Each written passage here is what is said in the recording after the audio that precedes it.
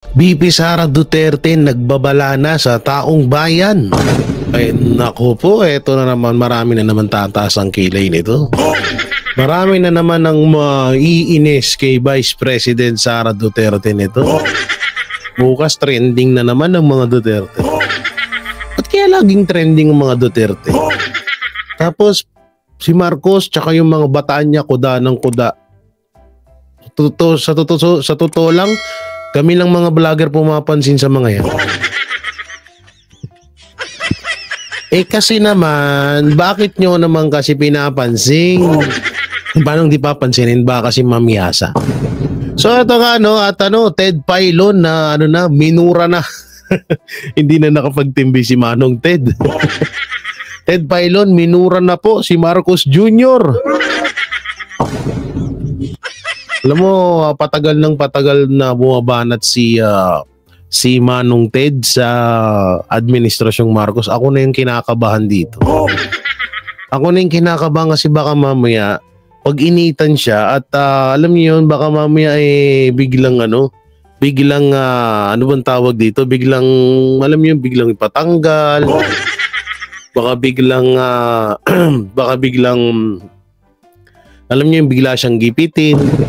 Pero okay naman, wala namang masama dito sa ginagawa ni Ted Filon. Sa totoo nga lang, siya na nga lang at may mga, siguro mabibilang lang natin sa daliri kung sino yung mga tawag dito, yung mga journalist or mga kilalang anchor na kumakana or bumabanat sa administrasyong Marcos. At dito nga sa video na to ay hindi na ho nakapagtimpe si Manong Ted at nakapagmura na. Kamura-mura naman din naman kasi talaga.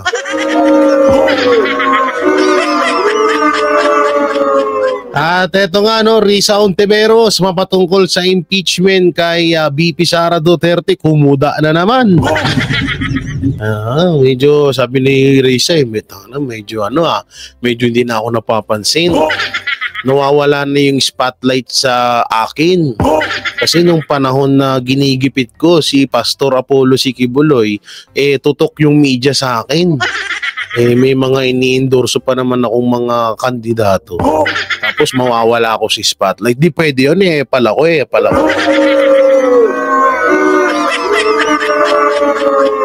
Pala ko, hindi pwedeng nauungusan ako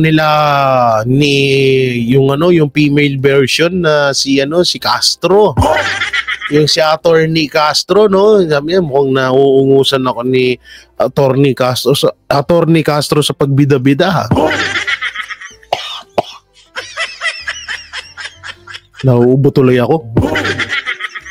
Oo, so marami ngayon tayong pag-uusapan mga barateros, pero unahin ho natin ito. Etong sinabi ni Manong Ted, hindi pala, si Risa muna. Sige, si Risa. Para mainis kayo. Para mainis kayo, unahin muna natin to si Maring Lisa. Ay, Risa pala, Risa. Magkamukha kasi. Magkamukha kasi, kaya minsan nalilito ako kung sino si Risa, kung sino si Lisa. Medyo nalilito ako So eto, panoorin ho natin yung sinabi ni Maring Risa. Risa Araneta Hontiveros.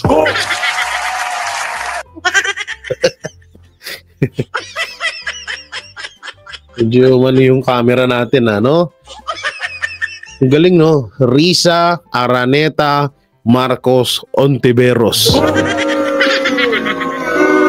Bagay ba? Bagay ba guys? Bagay ba pag gano'n, bagay. Tapos si Lisa naman. Lisa Hontiveros Marcos. Bagay na bagay. Okay, panoorin natin itong anong sabihin nito. Hamon ang pagiging patas sa impeachment ni VP Sara Duterte. Paano magiging hamon? Kung akala ko ba nasa katotohanan kayo, ba't nagiging hamon? Hindi naman nga karapat dapat na ma-impeach yung tao tapos magiging hamon sa inyo. Kalokohan. So, sa tingin ko po, batay sa sinabi ni Senator Coco at yung pag-intindi ko rin sa tinatalakay nila sa Constitution at sa ating sariling rules on impeachment dito sa Senado, walang pumipigil sa amin. na i-tackle yung articles of impeachment at mag-constitute bilang impeachment court. Hindi lang pwede kundi dapat ay magsesyon ng Senado kung gugustuhin ng mayorya na talakayin na ang impeachment case laban kay Vice President Sara Duterte.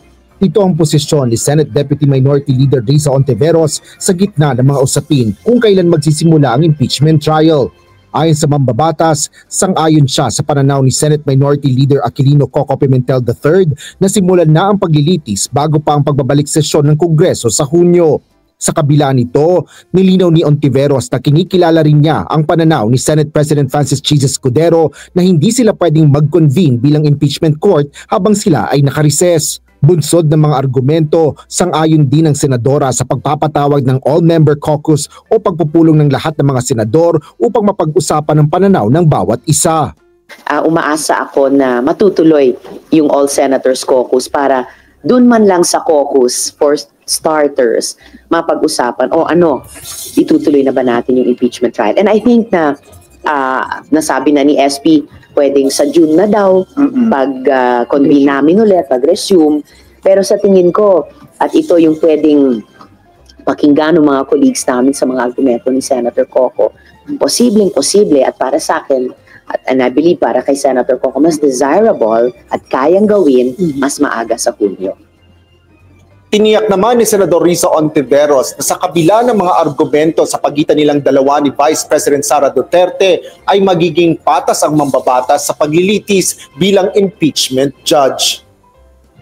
Siyempre, nobody can completely divorce oneself or forget what has happened. At kahit yung mga nasa social media, siyempre, resibo yun sa aming lahat.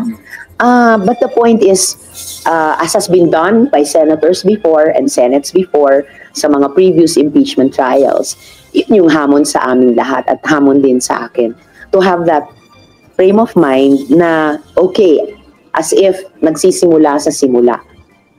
Kung matutuloy ang paglilitis, dapat anyang humarap sa impeachment trial ang pangalawang Pangulo kung ito ang maitatakda sa rules of impeachment na pag-uusapan at sasang-ayunan ng Senado kapag nagpulong na ang mga senador bilang mga impeachment judge. Ulul! Ulul mo, Risa! Kami pa yung lolokohin mo. Magiging patas. Ulul! Huwag mo nga kaming gawin tanga ka. Isa ka rin sa atat na may impeach si BP Sara, sasabi mo patas. Talagang mga kaplastikan nitong mga hinayupak na to. Oo, sagaran hanggang pangay. Ang inang kaplastikan yan. So, papatas ang paglilitis. Ulul mo. Ito yung sinasabi ko sa inyo na matagal na huwag tayong magpapakasiguro. Dahil huwag tayong kampante dahil nga tingnan nyo, ilan na yung palyado dyan sa senator, diba? Andyan na si Tolentino. Number 1 na yan si Lisa Arane, si Lisa tuloy. Huwag kang mukha kasi, sorry. Ay dyan na si Risa Hontiveros, o si Coco Pimentel, o sino pa yung mga, eto pa, pang-apat, si Amy Marcos. Diba? Wala nang, alam nyo, kapag nagpirmahan na yung si Amy Marcos, hindi na yan, hindi na yan na parang baliwala na yung masasabi ng taong bayan dyan. So ngayon, nakikiramdam pa yan si Amy Marcos kasi siyempre baka hindi nga naman ma-impeach si BP Sara, so hindi siya makakakuha ng boto sa mga Duterte. Kahit pa paano kasi may mga naniniwala pa rin, kahit gaganyan lang, may mga naniniwala pa rin dyan kay Amy Marcos. So sabi ko nga sa inyo, huwag tayong magpakampante kasi tatatlo lamang ang kakampi natin dyan sa Senado. At kung yung Congress nga di umano nababayaran, hindi rin malabong hindi mangyari yan dyan sa Senado. Kaya alam naman natin na, kaya nga diba sabi nga nung isang congressman, yung dating artista, yung tiga Batangas, yung si Batanggenyo na artista na-issue pa dating tatay daw ni Jano Gibbs. Sabi niya, kaya ako nag-congress is para kumita. Kaya ako naging politiko, pumasok sa pagiging kandidato dahil gusto kong kumita ng pera. Gusto kong yumaman. Yun yung sabi nung congressman na yun na dating artista. So kaya dito 50-50 talaga rito tingin ko eh.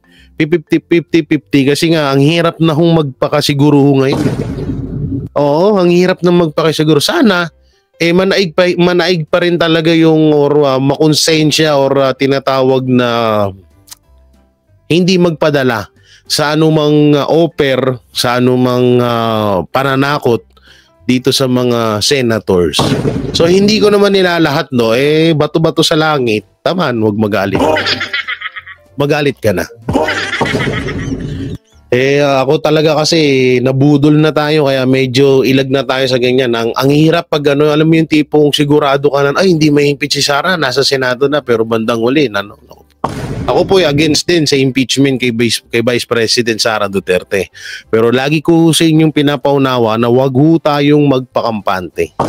Sa bagay, siguro natatakot din yung ibang senador dyan kapag pumirma sila sa impeachment kay Vice President Sara Duterte. Alam na nila na magkakagulo talaga. Alam nila na talagang dadagsa ang mga Pilipino dyan at para magwelga kapag ginawa nila yan kay Vice President Sara Duterte. So si Risa Ontiveros ay epalta lang talaga.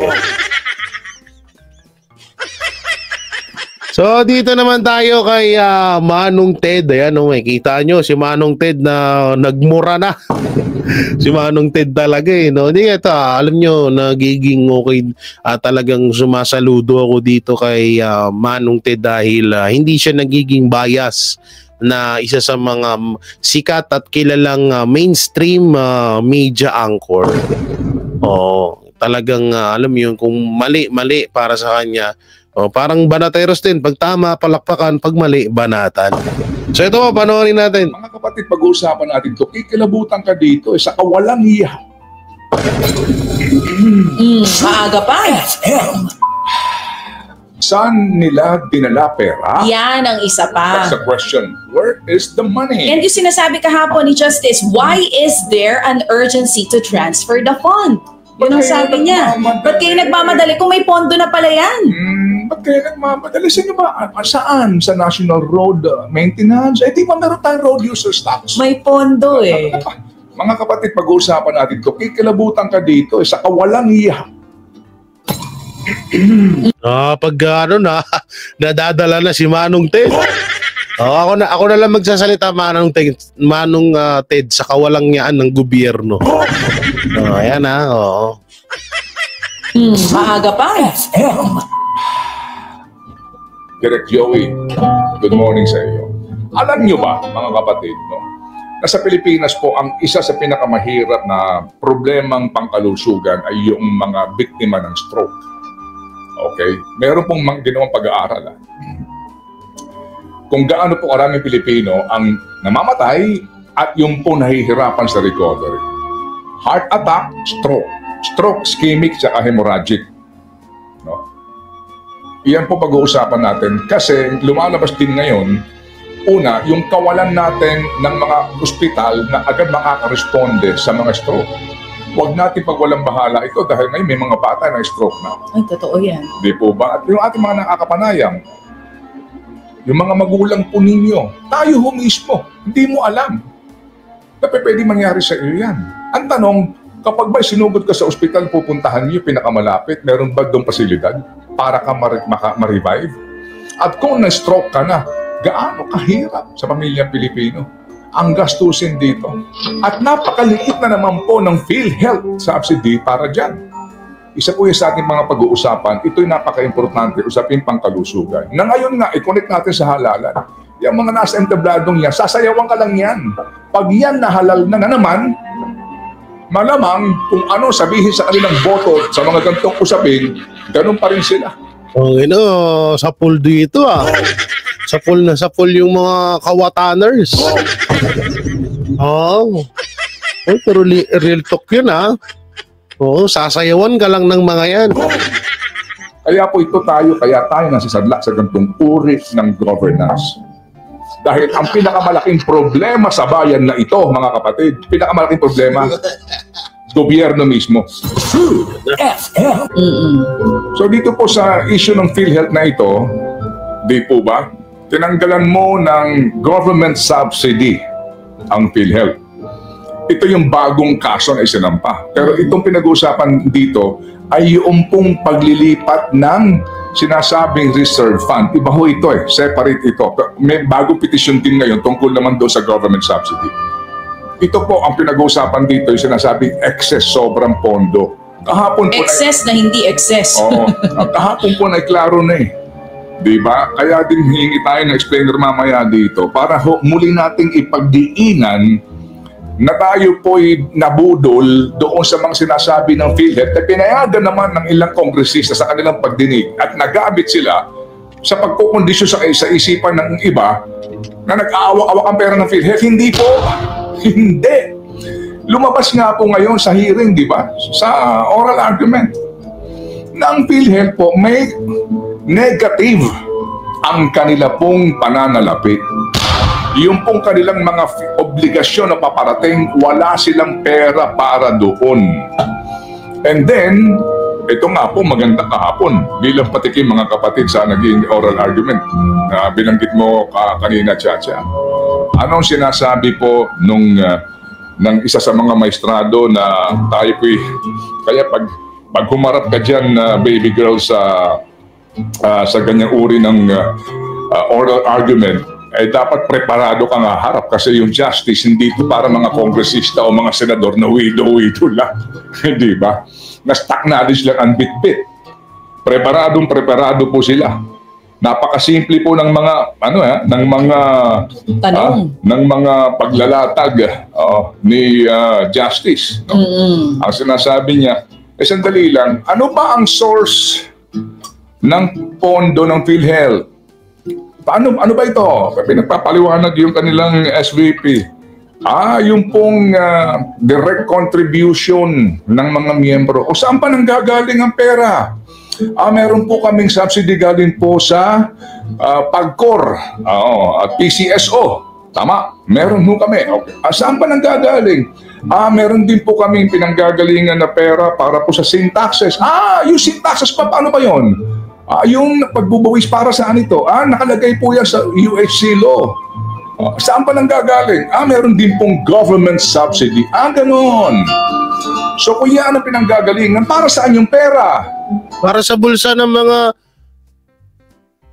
Kong Fakers. At sa bulsa ni Tamba Fakers. Ang galing ng ginawa dito, no? Tinanggalan ng pondo tapos nilagyan ng pondo para saan? Kaya nga PhilHealth Naku mo. Grabe na sila, no? Biruin mo, PhilHealth na nga lang ang iilan bukod sa pag-ibig. Meron pa bang suwa ngayon? Hindi kasama. Buti na lang talaga may malasakit. No, yung nga pala, ito, may dugtong ko lang. Yung mga kumakalat na fake news papatungkol sa Malasakit Center ni Senator Bongo, wag mo kayo maniwala na kasi may mga fake news na lumalabas na yung Malasakit Center ay wala na daw. So yan po agad ay inaksyonan ni Senator Bongo na yan po daw ay fake news. Nananatili po ang Malasakit Center. Tsaka ito pa, bakit nyo tatanggalin ng Malasakit Center? Isa nga yan sa mga nakakatulong sa mga kababayan natin, tapos tatanggalin nyo pa. Diba? Kung sakali na magkatotoo nga yun, no? Kung sakali na na pag-initan ng administrasyon yan. So mabalik tayo dito sa PhilHealth na to. Alam nyo, hindi ko talaga maisip ng gusto na bakit tinanggalan to ng pondo tapos nilagyan ulit sa pamamagitan. Kasi dito sa nilagyan nila ng pondo ulit pero parang hindi naman nata mapapakinabangan ng mga Pilipino. Parang ibang tao na naman nata may kinabang. At ito hindi po biro yung budget na na tawag dito na pinag-uusapan dito dahil ito po ay 800 billion pesos. Oo, kaya ito tinatanong nga ni Ted Pailon, ni Manong Ted, na saan nyo inilagay ang 800 billion pesos?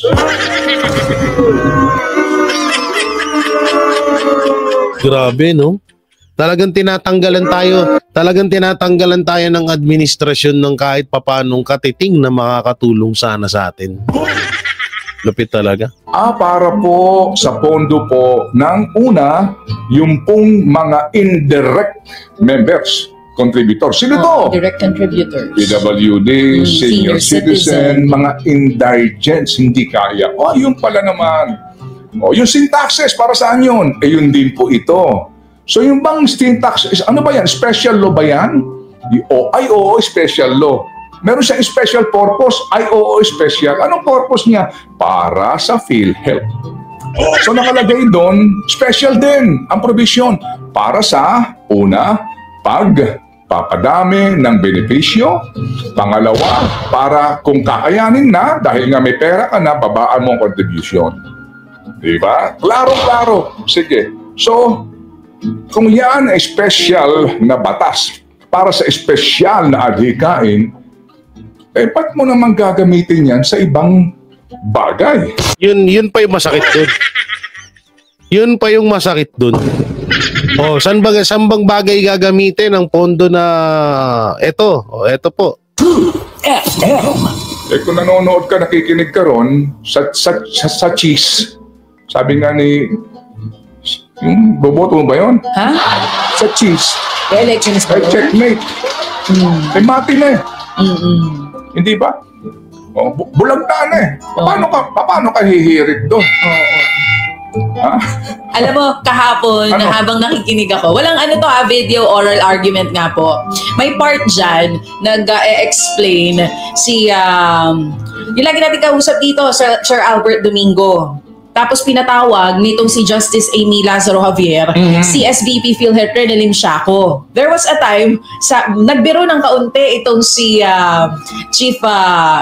Justice Amy Lazaro Javier. Sinasabi niya, nasaan na? Sino mag-explain itong bagay na to? Meron siyang tinatanong. Sinasabi ni Sir Albert, hindi siya makakapag-explain ka nito, kundi si SVP Renelim Shaco. Huwag ka magtago dyan, nagtatago ka na dyan. Tapos parang nangingiti itong si Justice Amy Lazaro Javier kasi alam niya sa sarili niya na hindi nga siya masagot doon sa kanyang mga katanungan. The money should not be diverted for other purpose. Yan. The law provides for a special purpose and the source of fund is for special purpose. Kaboom! Diba, lahat may special purpose. So, bakit gagamitin sa ibang proyekto? Ayun yung tanong dito, yun yung pinakamalala dito. And the law is self-executing. Wala nang ibang interpretasyon. Klaro-klaro Fun, okay? And then, dun na pinasagot yung Solgen kasi nga sinabi, so gagamitin niyo yung pera para sa kalusugan natin sa pagpapatayo ng tulay?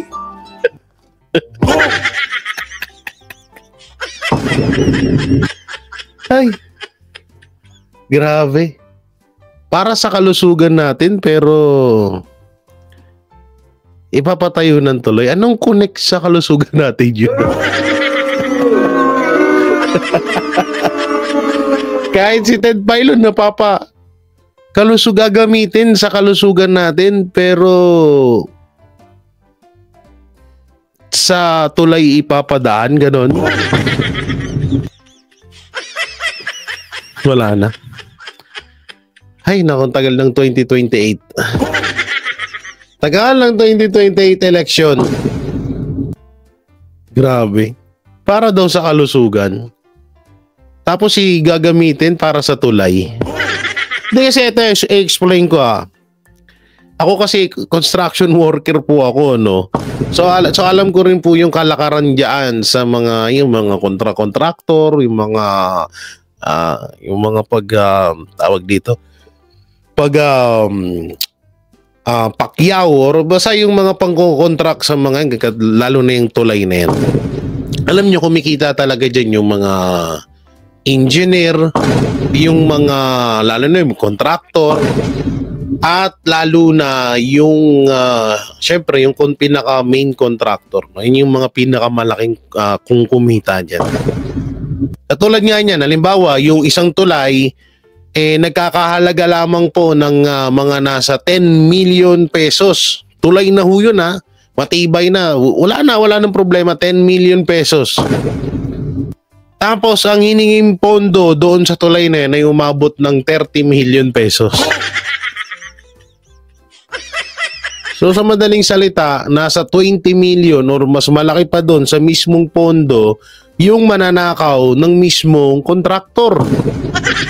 Or yung mismong pinaka-main contractor ng project na yan. Ngayon, anong connect nun? Yung ito yung pangbangag to eh.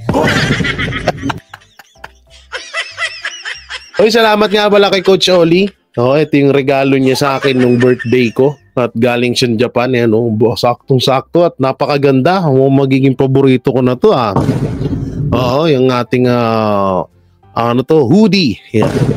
So anong konektado ng tulay sa kalusugan ng mga Pilipino? So wala talaga. Ewan nga dito kaya ito si Manong Ted, may talagang nagtataka at yung iba nating mga netizen na paano nangyari yun? Para pala sa kalusugan yan, bakit gagamitin para sa tulay? May separate yan, may separate na pondo yan, yung mga para dyan sa mga construction na yung mga construction na site or ano bang tawag sa mga ganyan, no? Oo, may sariling pondo yan. So asan yung pondo doon na para sa katulad yan, yung mga tulay, overpass, kalsada? Asan na yung pondo diyan? Ano yan? Wala na. Tapos yung pondo na para pangkalusugan sa tao ay gagamitin na sa pangtulay. Ano kaya yun? Anong klase yun? So yung sinasabi ko kanina ng pinakabuong magagastos sa tulay ay nasa 10 million lamang. Pero ang hiningin pondo para doon sa tulay na yun is nasa 30 million. So sa madaling salita is aabot sa 20 million ang katkong or kupit ng mga kontraktor diyan. Kaya naman pala ang daming congressman ng mga kontraktor. Kaya naman pala ang daming mga kong-fakers ng mga kontraktor. Okay. Okay, yung pantulay na yan, yung Guimaras Bridge na iyan, yung bang Negros Bridge na iyan, oo. Meron na bang Abante Bridge meron, Manong Ted. Abante Bridge, meron yun. Oo. Pondo yan? Meron. Ginaya pa si Marcos sa putik. Ang cute ni Manong Ted, pakinggan nyo. Ayan, yung Guimaras Bridge na iyan, yung bang Negros Bridge na iyan, oo. Meron na bang pondo yan? Meron. Saan ang galing ang pondo? Sa Korean Export-Import Bank of Korea. Magkano nakalagay dyan? Dyan sa GAA? May pera na pala yan eh. So, you are going to fund a project that is already funded? Napakaswabe, di ba? Kikilabutan ka dahil talagang kahapon, mga kapatid, klarong-klaro po ang malaking pagkakamaling ito. Kahit na sino pa sigurong iharap mo dito to defend this case, ay hindi mahihirapan. Ang atin na lang ho dito yung desisyon ng Supreme Court. Nasabihan sila, nagkamali kayo dito, balik nyo yung pera ng PhilHealth. Yun, no? Alam nyo, talaga, no? Grabe na talaga, no? Alam yung tipong kahit siguro wala masyadong alam sa politics world. Pag tinanong mo tong about dito sa isyong to, mapapakamot ulo din eh. Diba? Mapapaisip na, bakit? Parang mali ata. Parang ang layo ata. Oo, ewan ko ba, parang ginagawa, hindi parang talagang ginagawa na tayong tanga ng administrasyon. ang pinakatanong pa dito, baka sabihin na naman nila, wala na naman silang tawag dito, wala na naman silang kinalaman dito. Putay na mo, bumaba ka na dyan, hayop ka. Minura na no? Kung lagi ka na lang walang alam sa mga nangyayari sa bansa mo, bumaba ka na lang dyan. Wala ka namang kwenta. Malamang sa malamang. Kasi ito, una-una, kung halimbawang walang alam dito ang palasyo or ang si Marcos, una-una, maling-mali na. Bakit parang hindi niya man lang mapuna? But parang di niya man lang ma-actionan. Sa kanya puputok to eh. So yung pag-asa na lang natin dito, yung Supreme Court na lang talaga. Ang masama pa dito, magbababa na ng desisyon ng Supreme Court tapos hindi na naman susundin. Kaya napapamura si Kaya napapamura na lang si Manong Ted no? Samantalang ito, mapunta naman ho tayo dito sa isang balita na kung saan ay tignan ang kapasidad at abilidad ng kandidato by Vice President Sara Duterte. So panoorin natin. Tingnan ang kapasidad at abilidad ng kandidato. Ito ang payo ni Vice President Sara Duterte nang bumisita kanina at nagpasalamat sa mga sumama sa Egg the Nation Rally sa Mandaue City, Cebu noong Sabado. Ayon sa Vice Presidente, dapat suriin ng mga botante ang track record ng mga ito kung tumutupad sa kanilang pangako. Magkaisa tayo patungo sa totoong tinuon nga kalambuan.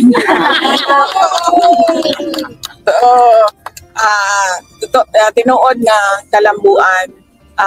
Karong yung maabot na pinili ay paminaw nato ang mga saad sa mga politiko. Unya tan-aw nato kung unsa ang iyahang nabuhat kaniadto, unsa iyahang kapasidad, unsa iyahang abilidad.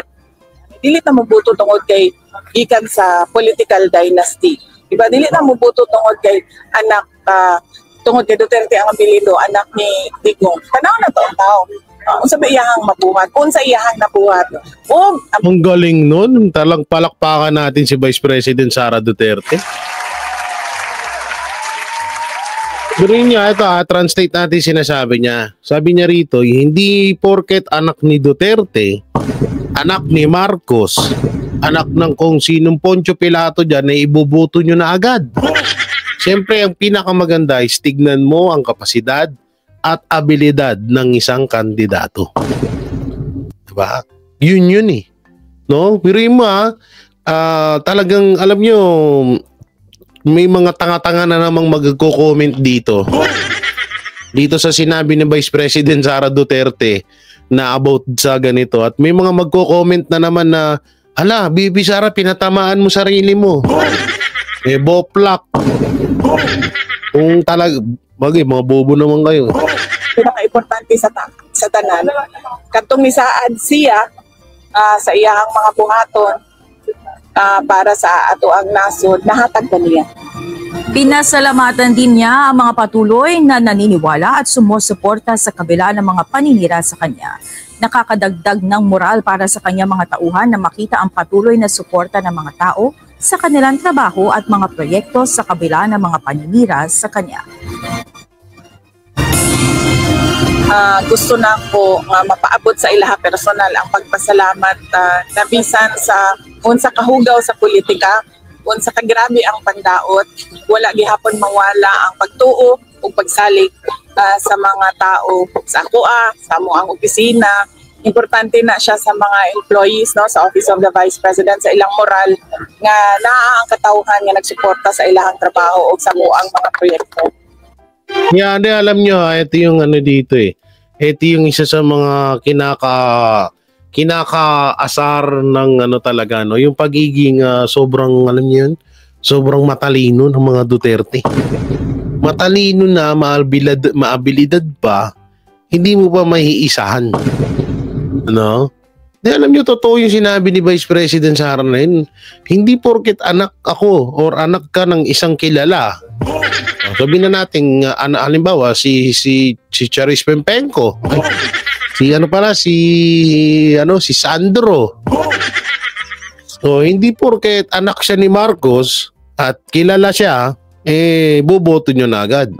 Kailangan, tignan natin kung ano yung magagawa sa bayan niya. No, ayun yung pinaka-direct to the point na sinabi ni Vice President Sara Duterte. At diyan papasok ang PDP laban. Dahil ang PDP laban talagang bago i-anunsyo ni Pangulong Duterte yan talagang salang-sala na ho yan. At talagang kilala nila na may magagawa. Yung tinatawag na kapasidad at abilidad ay meron na tinataglay ang mga PDP laban. Senatorial Duterte candidate. Siyempre, number 1 dyan ang aming Pastor Apollo C. Quiboloy na meron nang nagawa at meron pang magagawa. Baka triplihin pa sa pag nakaupo na siya bilang senador. Yun dapat. At eto na nga yung babala na sinasabi ko sa inyo kanina. Eto kasi kanina sa live namin sa Banateros Brothers ay may babala. Etong si Vice President Sara Duterte sa lahat ho ng mga botante at mga Pilipino.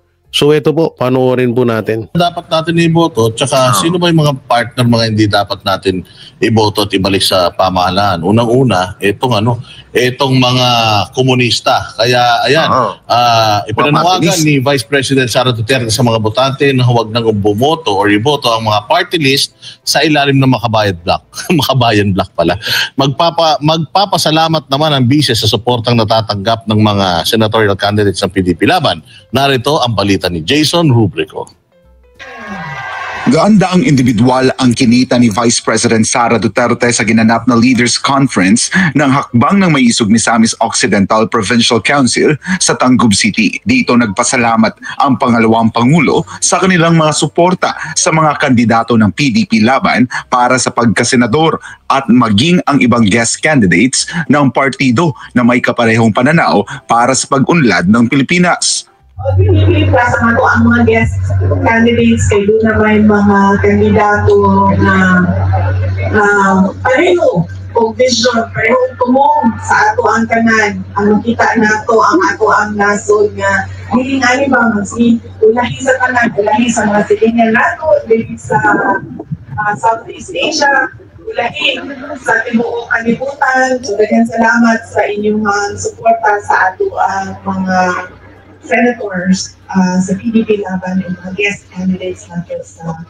PDP laban. Matatandaan na sa proclamation rally ng PDP laban, opisyal na inendorso ni Vice President Duterte ang 9 na kandidatong tumatakbo sa ilalim ng partido, kabilang sina Pastor Apollo C. Quiboloy, Senator Ronald Bato de la Rosa, Senator Christopher Bongo, Attorney Raul Lambino, Attorney Jesus J.V. Hinlo, Attorney Vic Rodriguez, Attorney Jimmy Bondo, Sagip Party List Representative Rodante Marcoleta at Philip Salvador. Sa kanyang talumpati, may isa pang panawagan ang pangalawang Pangulo.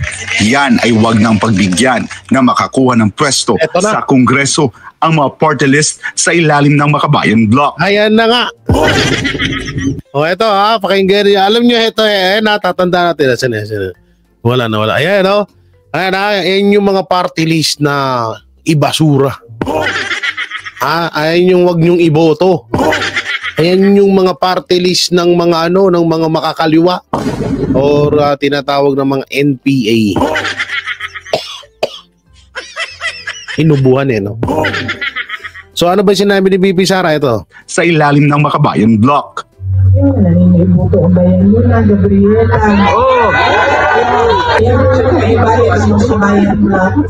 I-block na nato na.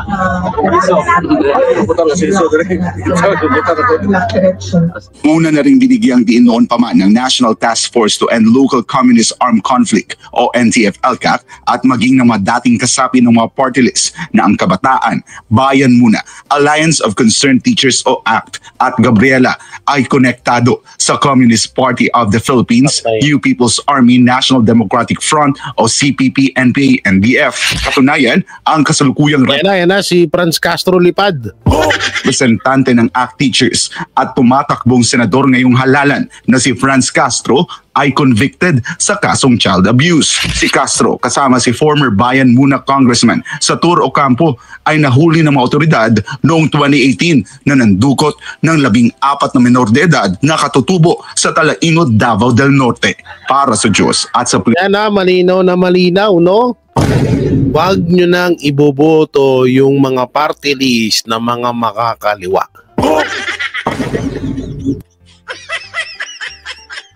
Bukas na bukas, aabangan ko na agad ng mga balita.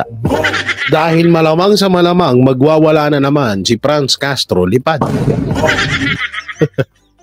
Hindi ko ba alam hanggang ngayon, pag iniisip ko, paano nakakalusot yung mga hinayupak na yan? Ito pa, kagaya nung sinabi din dito sa video na to ni Boss Dada, si PRRD ay binigyan niya ng kahit, syempre, alam niyo naman ng mga Duterte, no? Inano niya ng kahit papano is pinagbigyan niya na magkaroon ng puwang ang mga eto noon sa ating gobyerno. Binigyan niya ng mga posisyon, no?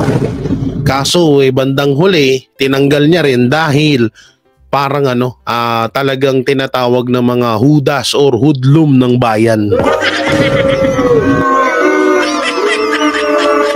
No? At doon nga talagang ayun yan sa kwento ni Boss Dada na binigyan niya nga pero tinanggal niya rin. Pero wala tayong magagawa kasi nga etong mga NPA talagang ito yung tinatawag na basura or latak ng Pilipinas.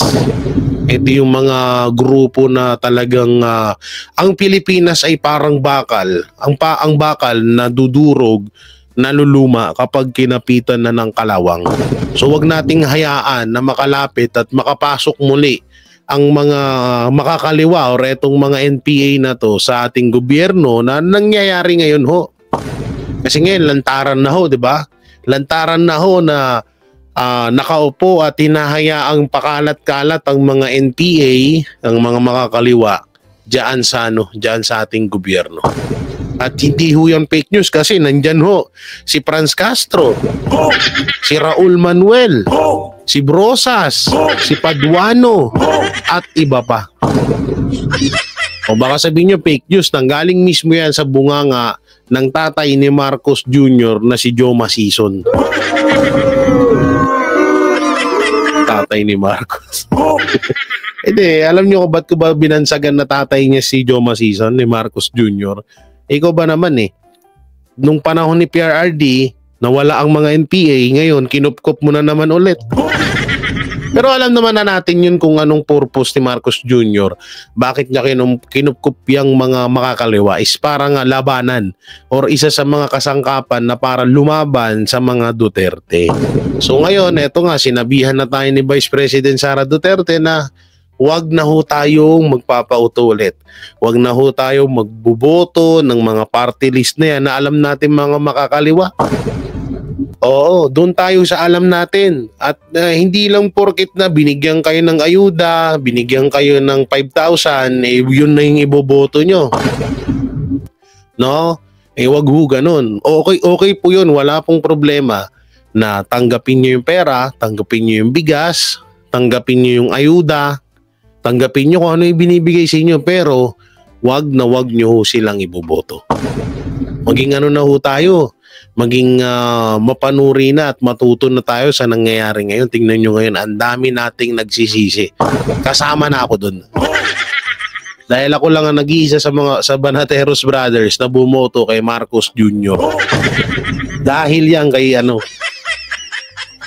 syempre, inendorso ng ating mahal na Vice President Sara Duterte, kaya binoto ko.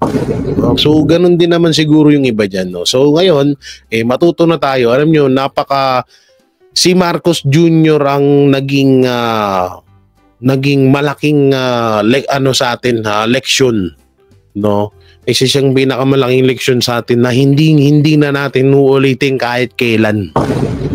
No, mas okay pa na maging Duterte ang umupo diyan, kahit sino sa mga Duterte, basta Duterte ang umupo diyan, dahil alam natin na may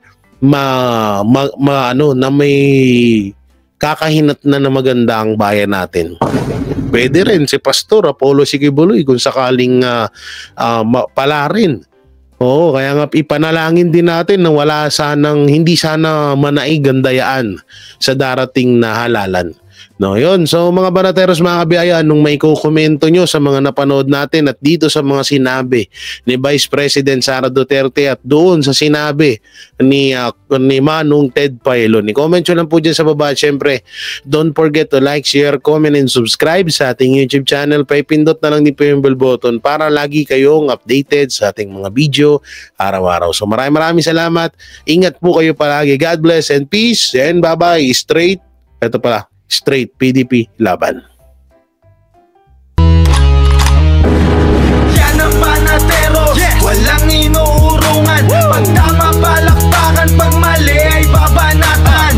Yan ang Banateros, boses ng ordinaryong Pilipino. Banateros ay walang makakaawan. Walang inuurungan, Banateros ay tinutulungan.